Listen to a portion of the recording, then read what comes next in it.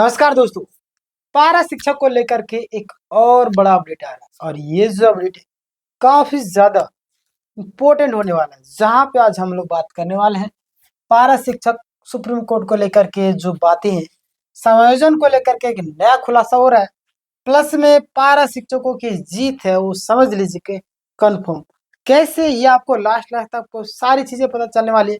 Like नहीं किया like की, सब्सक्राइब नहीं किया सब्सक्राइब की। मैं यहाँ पे आपको सारी चीजें डिटेल में बताता हूँ। सरकार ने हलफनामा भी जारी कर दिया है ना।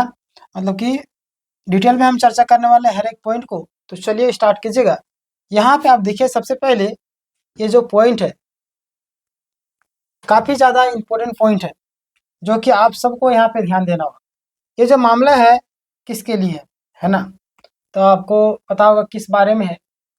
झारखंड सहायक अध्यापक यानी कि पारा शिक्षकों के से रिलेटेड ये आपका मामला है ना। देखिए, झारखंड में पारा शिक्षकों को समायोजन की एडजस्टमेंट को लेकर के मामला सुप्रीम कोर्ट में चल रहा है और इस केस में पारा शिक्षकों को राहत सहायक आचार्य शिक्षक पद पर समायोजन देने की मांग की गई। क्लियर, आप यहाँ पे देखेंगे तो समझ में आएगा। सुप्रीम कोर्ट में सुनवाई की जो स्थिति है ना, सुप्रीम कोर्ट में आपका जो सुनवाई की स्थिति है, आप यहाँ पे ध्यान दीजिएगा। इस केस की पूरी सुनवाई हो चुकी है, आप सभी को पता होगा। पिछला वीडियो में भी मैंने आपको बताया था, आप हमारे सब्सक्राइबर होंगे आपको पता होगा।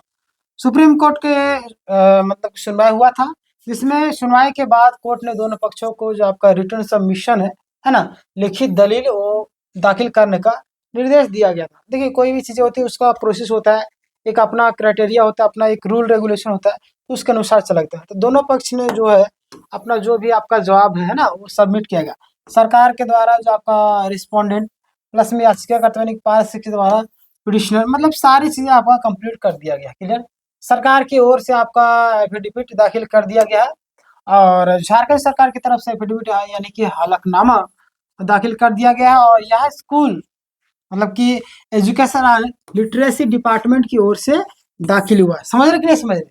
चलिए आगे हम बात करेंगे। यहाँ पे ध्यान दीजिएगा आप लोग। मुख्य अधिकारी यहाँ पे दिखेगा कि उमा शंकर है, प्लस में पद सचिव आपका स्कूली शिक्षा एवं साक्षरता विभाग। यानी कि कोर्ट ने क्या जानकारी मांगी थी, आखिर कोर्ट जो है आखिर क्या जानकारी मांगी थी, ये सवाल बन रहा है, लगातार बन रहा है। तो आप यहाँ पे ध्यान देंगे, सुप्रीम कोर्ट ने सरकार से पूछा कि पारा शिक्षकों में मतलब पारा शिक्षकों से कितनों की सहायक आचार्य, पारा शिक्षक जितने भी लोग थे उनमें से कितने लोग सहायक आचार्य बन चुके हैं। क्लियर, और कितनी सीटें में नियुक्ति हुई, कितनी सीटें आपका अभी खाली है, यानी कि पूरा विवरण मांगा गया। बात तो सही है, विवरण अगर नहीं मांगे तो फिर कैसे होगा, हाँ। तो कितनी सीटें अभी खाली है, ये सारी चीज। तो भर्ती के वर्षों के बारे में जानकारी, अगर सॉरी भर्ती के वर्ष के बारे में अगर हम बात करें तो सरकार का जो है का बड़ा कदम यहाँ पे सामने आ रहा है। सरकार ने बताया कि 2021-22 में कोई भर्ती नहीं हुई। ये तो सरकार नालायक है ना, कामचोर है। अगर इसको नियुक्ति देना रहता दे देते, कक्षपाल का रोक लगा दी, फिर 14 तारीख को दे दिए, 14 तारीख को फिर जाकर रोक लगेगा। तो ये लोग जो है ना पढ़ा लिखा अनपढ़ समान है। आपको ये भी नहीं पता कि अम्बेडकर जयंती कब है, सरहुल कब है, तो क्या फायदा है पढ़ाई का, गंवारे ना है। इसका मतलब आप जानबूझ करके खेल रहे। से ये कहावत भी है कि बोल तो वो रहा है लेकिन शब्द मेरे हैं, वही हाल है ना। हम लोग को लग रहा है त्योहार के चक्कर में टल रहा है, लेकिन वो टलाया जा रहा है ना, लंबा खींचा जा रहा है। वही हाल हो गया। 3 इडियट देखे थे ना, एक रैंचो चांचल वाला, जो शब्द को बदल दिया था जानबूझ करके, बोल उनके है शब्द मेरे, समझ रहे। तो वही हाल हुआ यहाँ पे। सहायक शिक्षक सहायक आचार्य की जो भर्ती है 2 बार हुई, आपको पता है। 2015 में सहायक शिक्षक भर्ती है, 2023 में सहायक आचार्य भर्ती। बताइए ना कैसे कैसे, आप बताइए। हर एक साल ये सारी चीजें होना चाहिए जितने भी है उसका, लेकिन ऐसा कुछ भी होता नहीं। देखिए, सहायक शिक्षक का जो है नाम बदला गया और सरकार ने यह भी बताया नाम बदलने के क्या कीजिएगा, वही चीज हो गया, ऊँट के मुंह में जीरा वही हाल। पहले पद का नाम था असिस्टेंट टीचर, लेकिन सहायक आचार्य मतलब सहायक शिक्षक था, और बाद में इसका नाम बदल करके असिस्टेंट आचार्य कर दिया, इनकी सहायक आचार्य कर दिया गया है ना। पहले क्या क्या था, सहायक शिक्षक है ना, सहायक शिक्षक, और अभी आपका सहायक आचार्य कर दिया गया। चलिए आगे हम बात करते हैं। यहाँ पे ध्यान दीजिएगा, 2023 की भर्ती की जो अभी के जो आपका जारी किया गया, यानी कि सरकार जो है ना, एफिडेविट में कहा कि 2023 की सहायक आचार्य भर्ती प्रक्रिया अभी पूरी नहीं हुई भाई, किसका गलती है? आपका गलती है। या अभी चल रही प्रक्रिया, यानी कि ऑन गोइंग प्रोसेस में है, यानी प्रक्रिया अभी आपका चल ही रहे। तो आप इतने 2023 से आप समझ सकते हैं कितना ये दुख वाली बात है। कोर्ट को सीधे ये लोग को जो निलंबित कर देना चाहिए एसएससी अधिकारी को। सीटों का जो महत्वपूर्ण कक्षा 1 to 5 की हमारा बात करें तो कुल सीटें हैं नॉन पारा में 5,531 और पारा में आपका 5,469, समझ रहे हैं। चलिए आगे हम यहाँ पे देखेंगे तो समझिएगा आप लोग। यहाँ पे कुल सीट की बात करें तो 11,000 और बची हुई सीट है ना, पारा सीट को लगभग मतलब कि 3,802 सीट अभी भी आपका खाली। क्लियर। आगे हम बात करते हैं, ध्यान दीजिएगा कक्षा 6 to 8 का अगर हम बात करें, 6 to 8 वाले कुल सीटें आपका, तो यहाँ पे देखिएगा कुल सीटें आपका 7,602। पारा शिक्षक कितना? 7,402 और 405, तो कुल मिलाकर के 15,000 प्लस है ना, 15,000 प्लस अभी है। और यहाँ पे ध्यान दीजिएगा नियुक्ति की अगर हम बात करें तो नियुक्ति इतना मतलब कि सोच समझ कर किया गया ना, आप सोच भी नहीं सकते।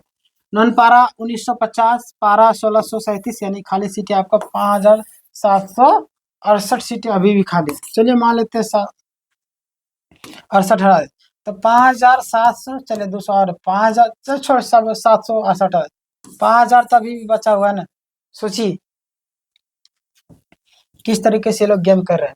कुल पारा सीटों की नियुक्ति की हम बात करें कि तो यहाँ पे ध्यान दीजिएगा आप लोग, दोनों कैटेगरी मिला करके बात करें तो पारा हो नॉन पारा कैटेगरी में, तो क्लास 1 to 5 में आपका 2,047 और 6 to 8 में आपका 1,950। क्लियर।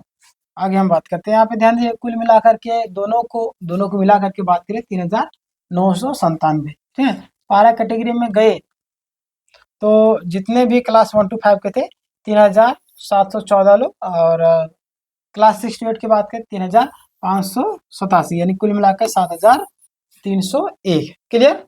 आगे बात करते हैं, यहाँ पे ध्यान दीजिएगा आप लोग, पिटिशनर पारा शिक्षक का जो आपका पक्ष है ना, अगर पिटिशनर पारा शिक्षक है उनका क्या मामला है, तो यहाँ पे ध्यान दीजिएगा कि याचिकाकर्ताओं ने यानी कि रिटर्न सबमिशन में दाखिल कर दिया गया, और मुख्य याचिकाकर्ता जो भी है ना, देखिए विपक्ष वालों को भी बोला गया था कि आप ये सारी चीजें कीजिए, तो अपना टाइम से कर रहे। क्लियर। सीमांत घोषाल, रंजित जायसवाल और सुनील कुमार यादव। क्लियर। आगे देखिए सारी चीज मैं बता दे रहा, फिर मत बोलेंगे कि नहीं बताया।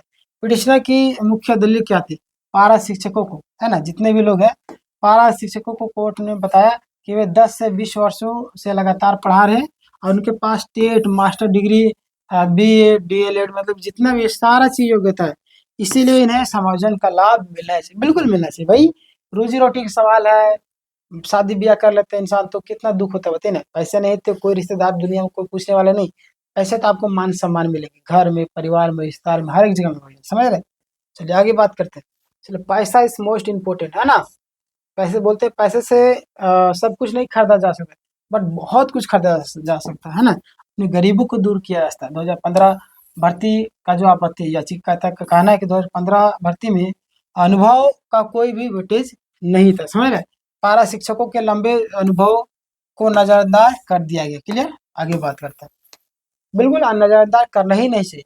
पारा और योग्यता मतलब कि प्रशिक्षण योग्यता, तो पारा शिक्षकों मतलब शिक्षकों ने यह भी बताया कि उन्होंने इग्नू से DLED BEd प्रशिक्षण किया। बिल्कुल, इग्नू आपका 2 साल का डिस्टेंस कोर्स होता है, बताइए ना भाई। उसमें अगर हम बात करें तो ज़्यादा अभी लगातार फ़ोन करना भी उतना सही नहीं है, समझ रहे। बहुत सारे लोग मुझे भी लगातार फ़ोन करके पूछते रहते हैं, और मैं भी जिनसे जानकारी लेता हूँ, जितनी सारी चीज़ें करता हूँ, किसी भी चीज़ को लेकर के लगातार फ़ोन कीजिएगा तो वो अच्छा भी नहीं लगता, समझ रहे। तो जानकारी जैसे ही इन्फॉर्मेशन हमारे पास आएगी, मैं आपको संवर्धन को लेकर के हो, सहायक आचार्य को लेकर के, सारी चीज़ मैं आपको बता दूंगा, समझ रहे।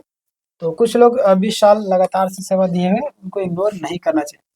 आगे बात करते हैं, अब आगे क्या होगा, ठीक है ना।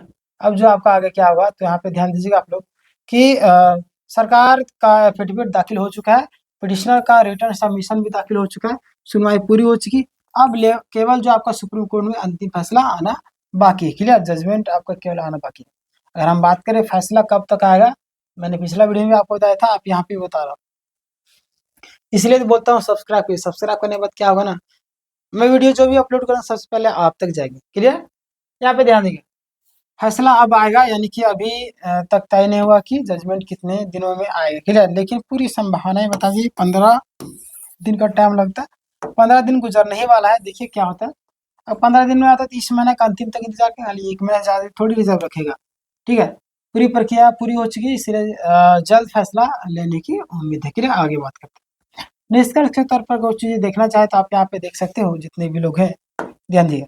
अब पूरा मामला सुप्रीम कोर्ट के निर्णय पर तय करेगा। पारा शिक्षकों को उम्मीद है कि फैसला उनके पक्ष में। बिल्कुल, अब मामला जो आपका सुप्रीम कोर्ट में, ना हमारे बोले ना आपको किसी के बोलने से कुछ होने वाला है नहीं, क्योंकि कोर्ट जो है आपका कागज के भूमि, आपके पास कागज है, वो आपके पक्ष से फैसला सुनेगी। समझ रहे? तो ये सारी चीजें थी जो जानना अति आवश्यकता है। जैसे संयोजन होता है, कुछ इन्फॉर्मेशन आते हैं, मैं आपको अपडेट कर दूंगा। सहायक आचार्य मैंने हजारों छात्रों की हेल्प की, आपकी भी हेल्प करूंगा, तो टेंशन लेने वाली बात है ही नहीं। ठीक है, आपके मन में कुछ सवाल होगा तो कमेंट करके जरूर देंगे, नेक्स्ट वीडियो हम लोग कवर कर देंगे। तब तक के लिए धन्यवाद।